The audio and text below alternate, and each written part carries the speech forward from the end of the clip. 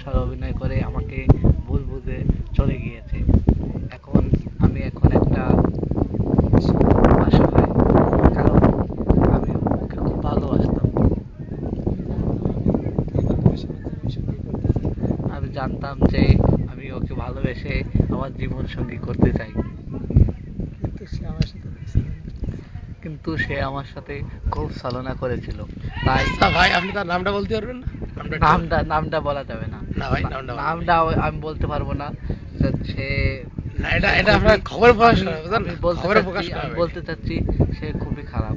হুম। আমি এখন বলতে চাচ্ছি, কারণ নামটা তার লতিফা, তাই না? ঠিক আছে। সে আমার সাথে প্রতারণা করেছে, ঠিক আছে।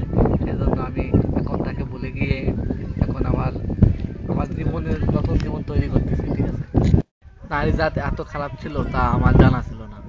আমি ওকে ভালোবেসে জানছি যে নারী জাত কত খারাপ। সেজন্য আমি এখন এসব ছেড়ে এখন আমার নিজের ধান্দায় নিজের লেখাপড়া নিজে শেখার চেষ্টা করতেছি। এখন আমি প্রেম টেম খালাস। আমি আমার বন্ধুদেরও বলি যে তোমরা আমার মতো এরকম প্রেম টেম করে টেকা খেও না, তাহলে তোমার জীবনটা একদম বিচ্ছিন্ন হয়ে যাবে, আমার মতো হয়ে যাবে। আপনার নামটা আমি বলেন। এখন নামটা বলেন। আমার নাম মোহাম্মদ সোহাগ শেখ। আমার প্রেমের সাথে হয়েছে। আমি মডেল স্কুলে পড়ি। আমার পরিবার আমাকে খুব ভালোবাসে, কিন্তু আমার পরিবার আমাকে বলছিল যে এসবের পথে যেও না। তো আমি যে এই ভুল করেছি, তাই আপনাদের কাছে ক্ষমা প্রার্থী।